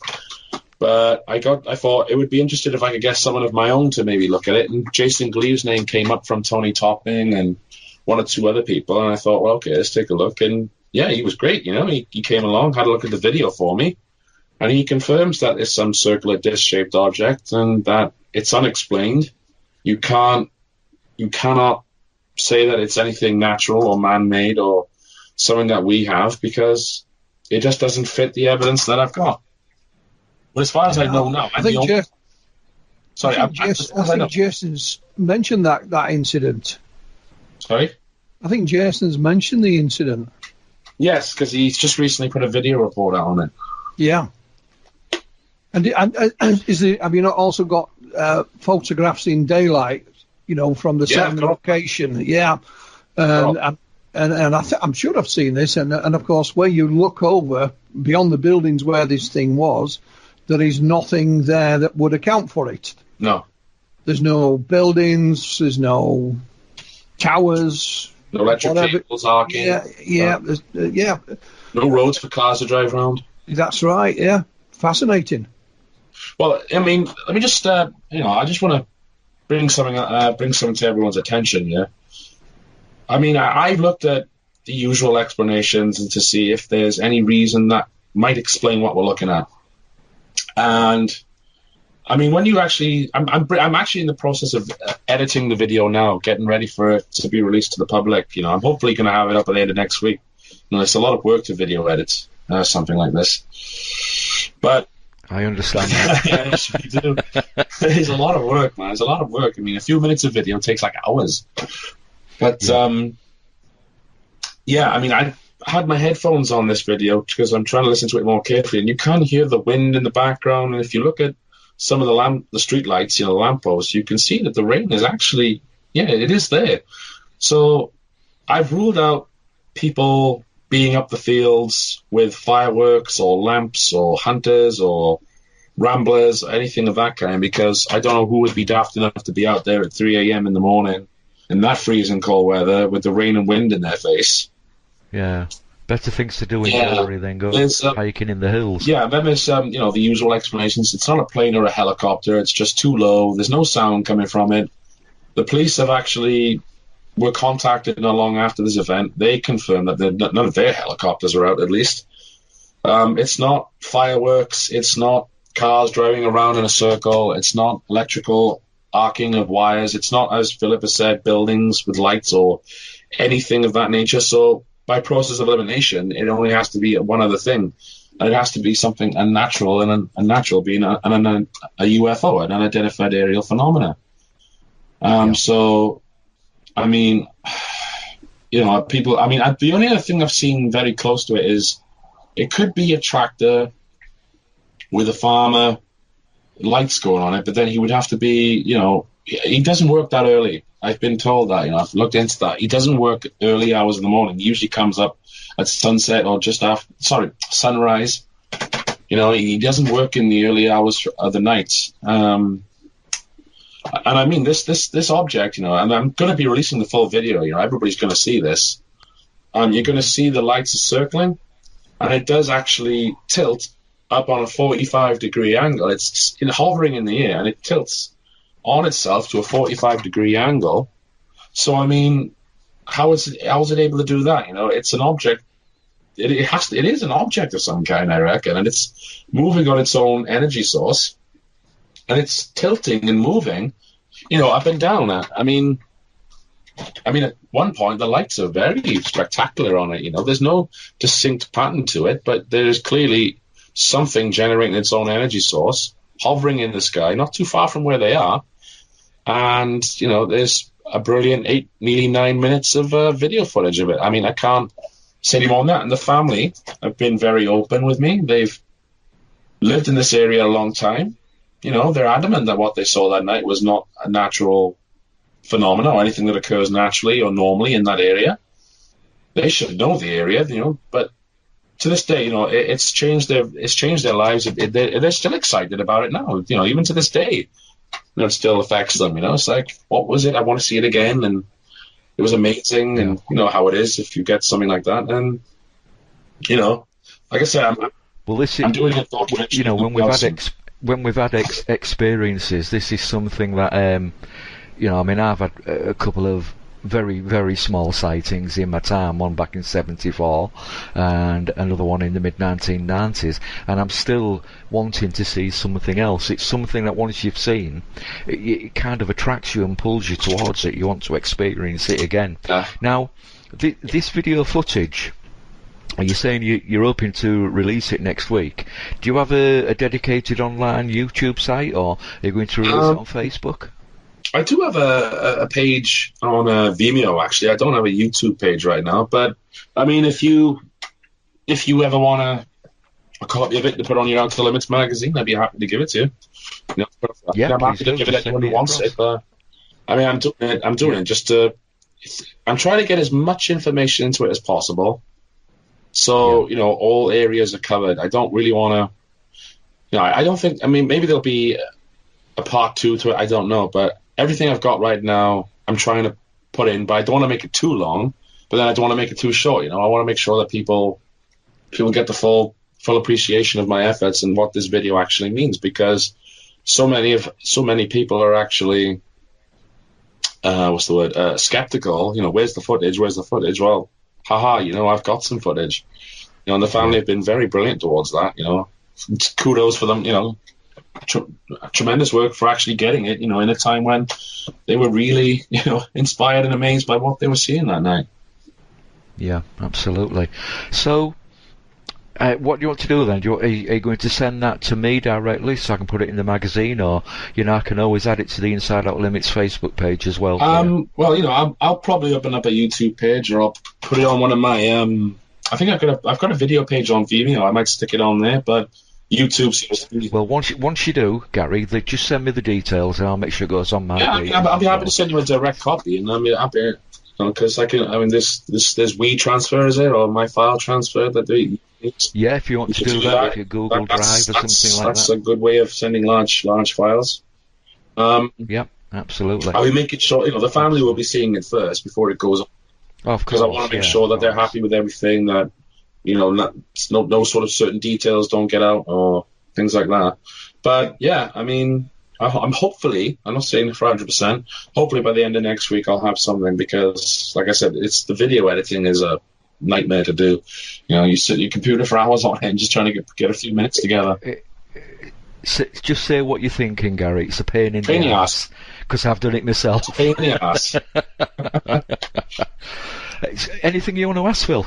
No, I know Jason Cleves mentioned it to me because later in the year I'm publishing Jason's second book. I published his other one last year, UFO Photos. The next one that's coming out is called the UFO Umbrella. Close Encounters Are Not Enough. And it did mention it, and I'm just little bits, not in any great detail like Gary's just gone into. And I'd love to see the video. I look forward to seeing that, Gary. It just sounds fascinating. It is. I'm pretty sure Jason said that they got the daylight photographs of the area. Yeah, I've got all that as well. Yeah, and there was nothing there that could, explain it away in that respect. Yeah. And like you said, I know farmers are workaholics because they have to be, but at 3 o'clock in the morning when the wind's howling and there's no need for it, it's unlikely. I think extremely unlikely. And not only that, the locals are used to it. Yeah. They know I don't take any notice of that. It's so-and-so, he's at it again. You know what I mean? I've told him not to be up so early or so late or whatever. It's like in the area where I live, we have nothing like that, but we have a railway line not far away. And every now and again, you'll hear a little rumble in the background, and it's the train. So, you just get used to your own surroundings. And I'll look forward to seeing it. That's all I can say. Well, yeah, it'll all be made public soon anyway. I just want to get it out in the right context, so people understand what they're looking at and appreciate the full value of what the video actually shows. So, yeah, because I think sometimes when you mention video and you say that it's you think it shows something anomalous on it, people are expecting something like Close Encounters before they look at it, so they get somewhat disappointed. But that's not the case. I mean, I know, I studied the phenomena in Hessdalen on and off down the years in central Norway, and the film and photographs they've got don't really do justice to what's been happening there.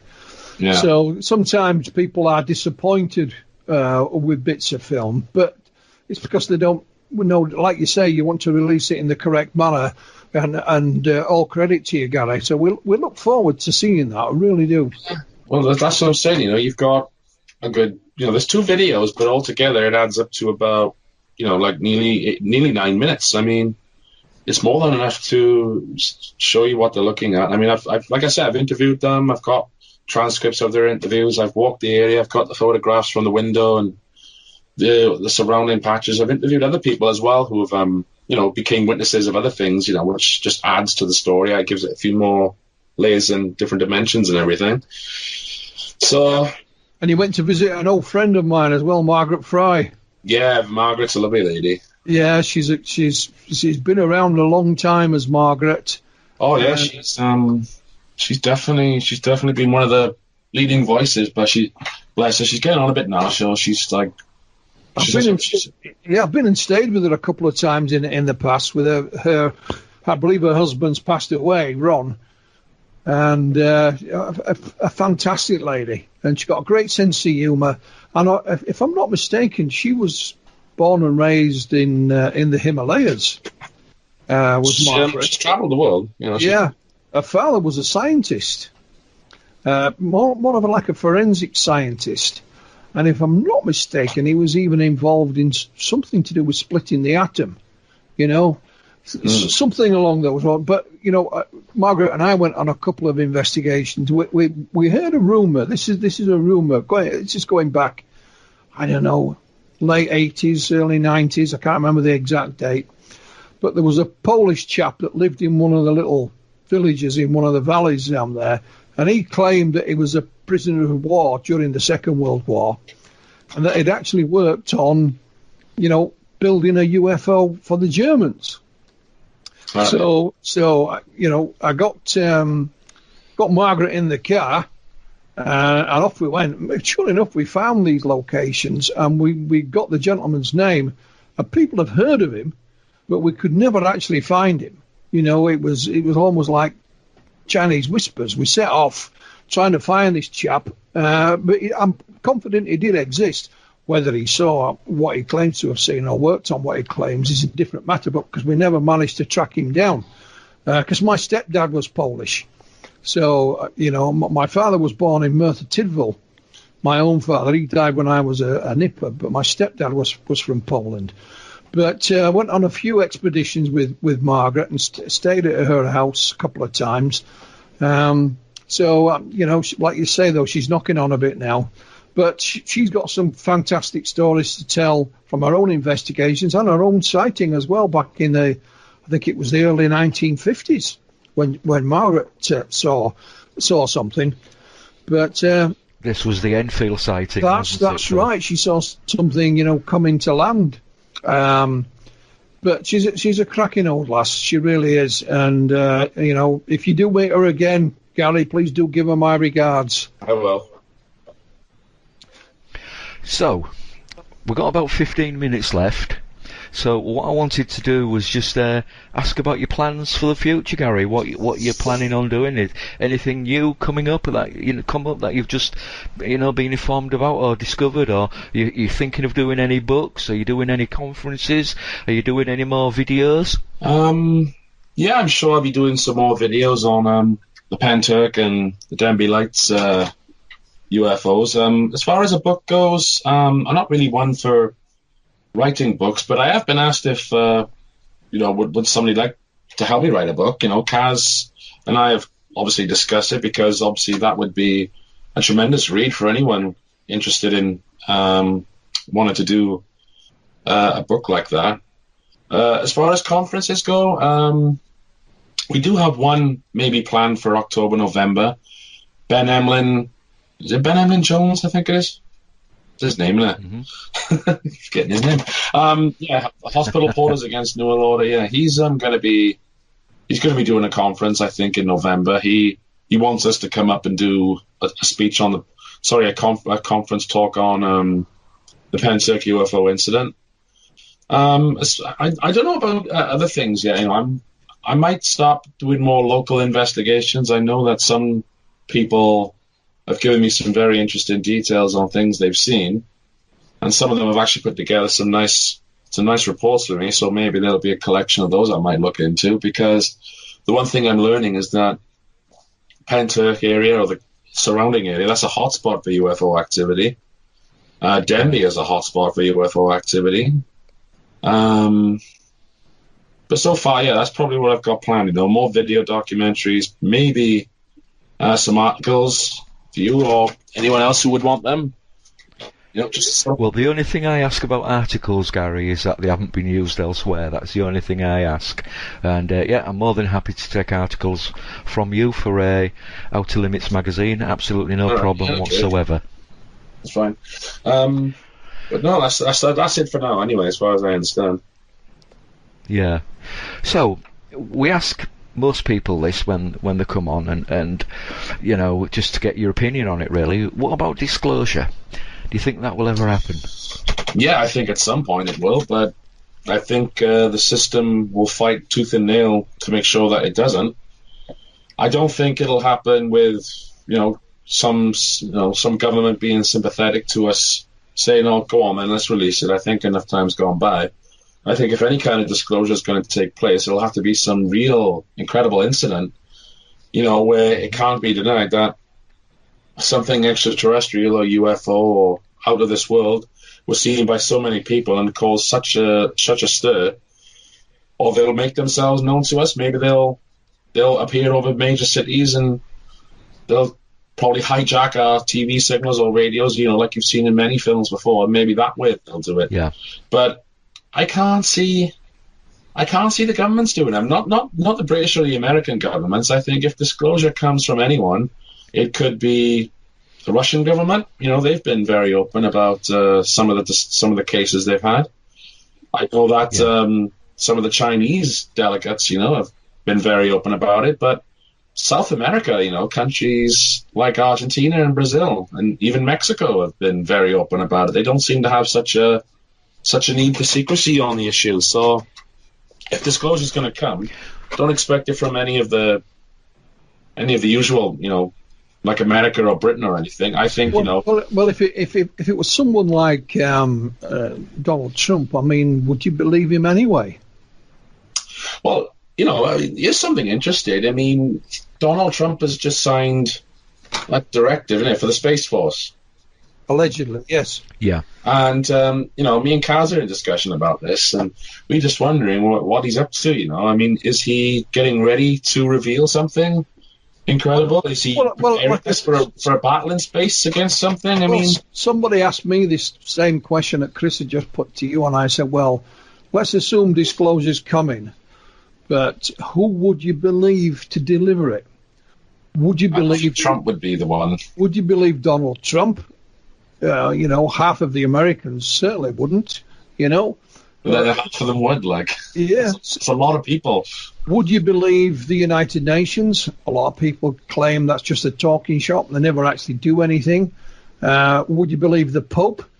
Well, if he's a Catholic, so there's a billion Catholics, maybe a billion Catholics would believe it, but not necessarily everyone else. So, it's individually, maybe not, but as Trump being, as far as people are concerned, Trump being commander-in-chief of the most powerful army and country in the world, the Pope being the head of probably the biggest religious organization in the world, and then, maybe something like the United Nations being the voice of most of the nations in the world, if they all grouped together and did something like, like a disclosure project type of disclosure, like Stephen Gray did in early 2001, just got all these people together and suddenly, who knows, maybe there'll be enough people who would listen from different walks of life, because some people are very religious and the Pope is, the person they listen to. Some people see Donald Trump as the man to change things in America, challenge the deep state, so maybe he would. And the United Nations would certainly be the way for most countries to get together and release all their information. So if disclosure does happen, maybe it'll happen that way. But individually, countries, I don't see them making much impact unless, I think, you ask about disclosure. I can see Russia doing it, or I can see the Chinese maybe doing it. I certainly would be more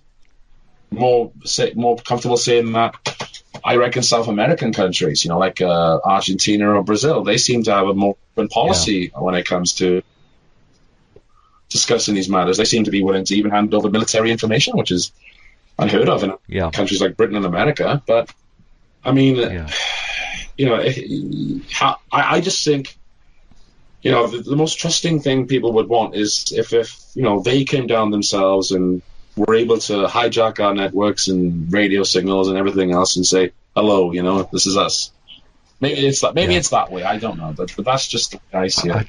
I don't know, Gary, I don't know if you're aware, but there was an incident once, I think it was back in the 1970s, and again, Phil, please correct me if I'm wrong. You know what I'm going to talk about, I do, you?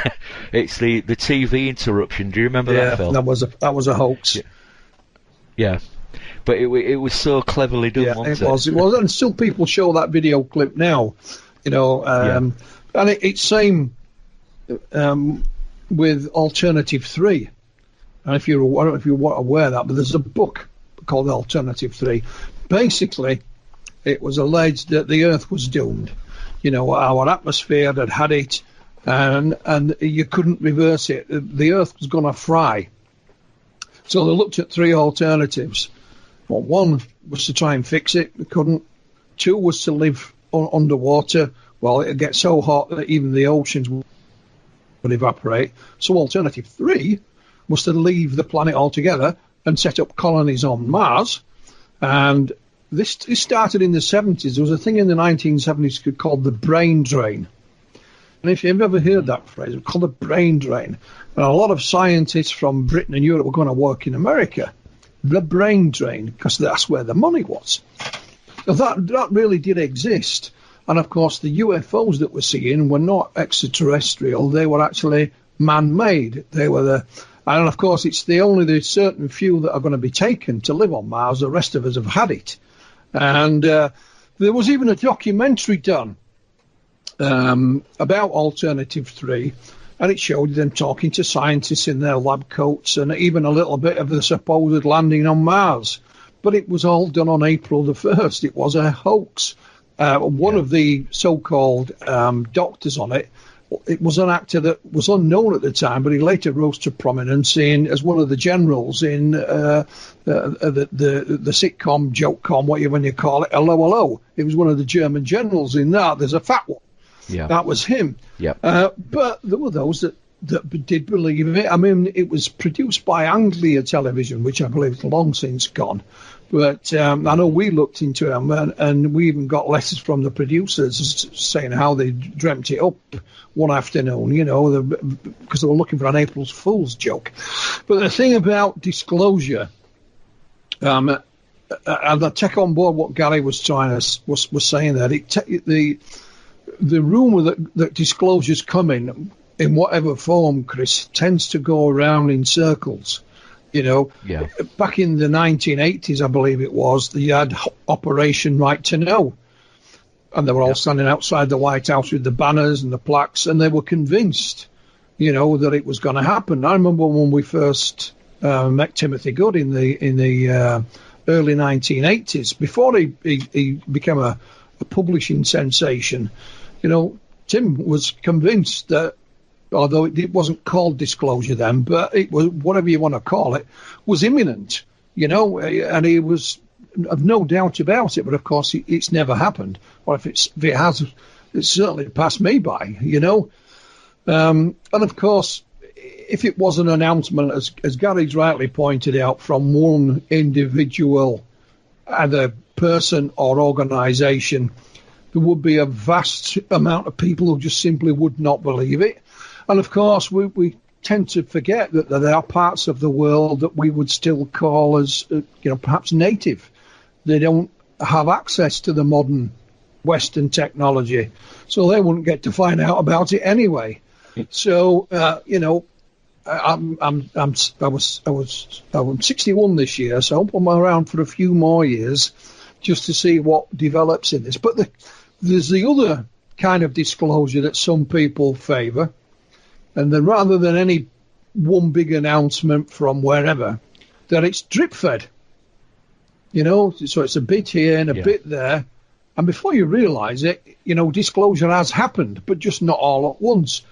One example of that is, of course, the release of the information, not just before this Christmas, to Christmas before, about the Department of Defence's secret UFO study that Luis Elizondo was part of, and the bits of film and things of that he released, and there's supposedly more of that coming as well. So, disclosure perhaps doesn't happen all in one go, but it is drip-fed instead. That's just another theory. I'm not saying it's correct or anything like that. So, but as Gary rightly points out, if it was one organisation, I don't believe a word Trump says. That's just my political stance. But I have friends who think he's marvellous. So perhaps if it is going to come as an announcement, then I would favour Gary's way, where it's not just one. It would be several sort of, grouped together in whatever format to release it. But we'll have to wait and see, won't we? Absolutely. So, gentlemen, I was going to ask you another question, Gary, which was literally, if you could go back in time and investigate one of the more famous UFO sightings, Roswell, Rendlesham, whatever, which one would you choose and why? But unfortunately, I can answer that quick if you want. You've literally got 2 minutes. All right. Well, just very quickly. I mean, you got Roswell, you got, Rendlesham and, everything else. But me personally, I mean, just as of a fascination with it, I'd look at the Battle of LA in 1942. I just love to see what it was they were shooting at all that time and couldn't knock it out of the sky. I mean, it was video, photographed, witnessed. It would have made a tremendous case to study. If given the way I know I do my own things, I would have just spoken to everyone possible. It would have been nice to actually see what they were shooting at and what it was that caused such a stir. So yeah, I would probably look at that one just for my own personal interest. Well, that's fascinating to know. I think that's one case that is often forgotten about. It's one of my favourites, actually. Yeah.